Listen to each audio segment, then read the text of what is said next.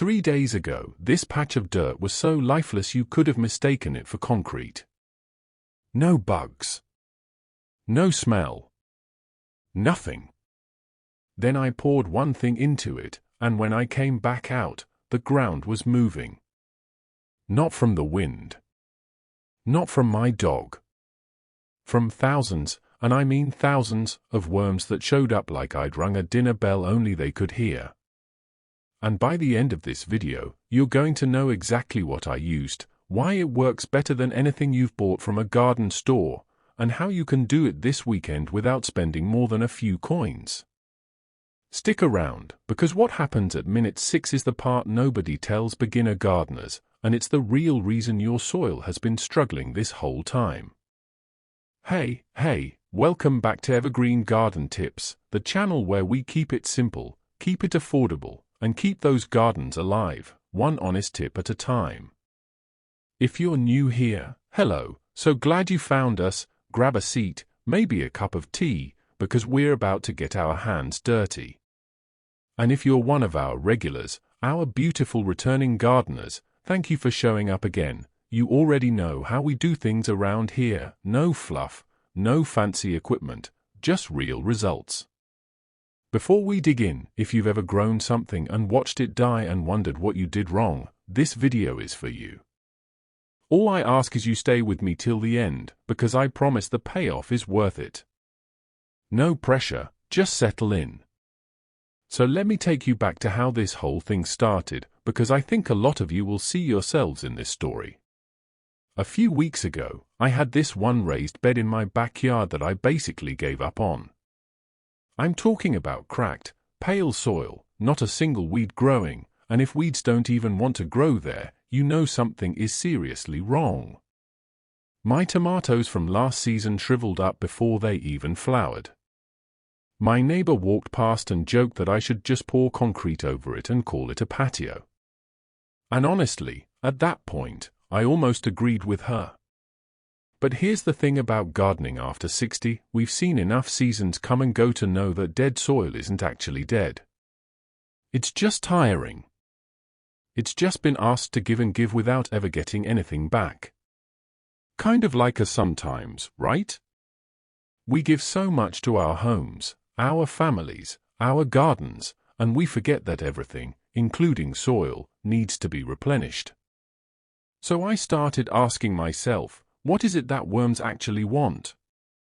Because here's a secret most garden centers won't tell you: worms are not lazy creatures wandering around looking for a home. They are incredibly picky. They will not move into soil that doesn't offer them food, moisture, and safety. If your soil is dead, it's not cursed, it's just missing an invitation. Now I want you to picture something with me.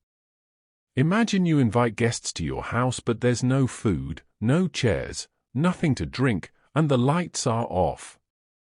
Nobody's staying. That's exactly what dead soil feels like to a worm. So the mixture I'm about to show you isn't some magic potion, it's literally me sending worms the fanciest invitation card they've ever received. I want to walk you through exactly what I used, but I also want you to understand why each part works, because once you understand the why, you'll never need to buy another expensive soil product again in your life. The first thing I used was plain, unflavored oatmeal. Not the sugary kind, not the instant packets with flavoring, just the basic rolled oat sitting in your kitchen cabinet right now. Oatmeal breaks down slowly and it's like a buffet table for worms. They absolutely cannot resist it. The second thing was used coffee grounds.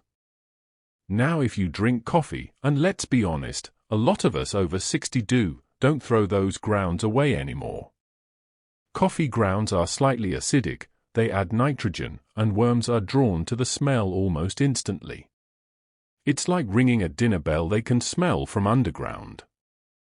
The third ingredient, and this one surprises people, was plain cardboard, torn into small pieces and soaked in water until soggy. Worms love damp cardboard because it holds moisture and gives them something to burrow through comfortably. Think of it as their favorite blanket. And the last part of the mixture was simple water, just enough to make everything into a wet, mushy consistency, almost like a thick soup. Now before I show you exactly how I mixed and poured this into my garden, I need to pause for just a second. If you're finding this helpful, would you do me a favor and hit that like button?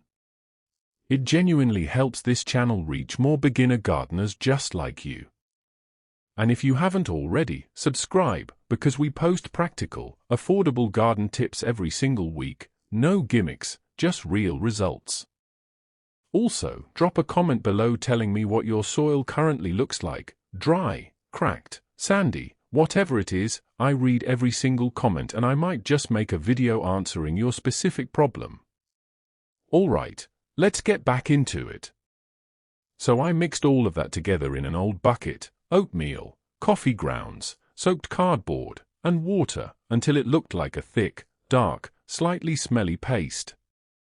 I know, it doesn't sound glamorous, but nature doesn't care about glamour, it cares about nutrition. I poured this mixture directly onto the surface of my dead soil, then lightly covered it with a thin layer of dry leaves I had lying around from autumn. This step matters more than people realize, because leaves keep moisture locked in and protect the mixture from birds who would otherwise come snacking before the worms even arrive. Then I did the hardest part of the entire process. I walked away and waited. Nothing. Absolutely nothing happened on day one, and if I'm being honest, I felt a little silly. I remember standing there thinking, did I really just pour oatmeal and coffee onto dirt and expect a miracle? I actually crouched down, poked at the leaves with a stick, half expecting to see something magical already happening underneath. Nothing. Just damp, dark mush sitting quietly like it had nowhere to be. I'll admit, doubt crept in fast. I even texted my sister a picture of it, and her response was, "That looks like something you'd throw out, not something you'd grow with." And she wasn't wrong, it looked like garbage. But gardening teaches patience, especially to those of us who've been doing this a while. We know good things take time, they don't happen on our schedule, they happen on nature's schedule. So instead of digging it up and giving up, I covered it back over, and I told myself, give it a real chance before you judge it. By day 2, something small caught my eye when I went to check on it with my morning coffee.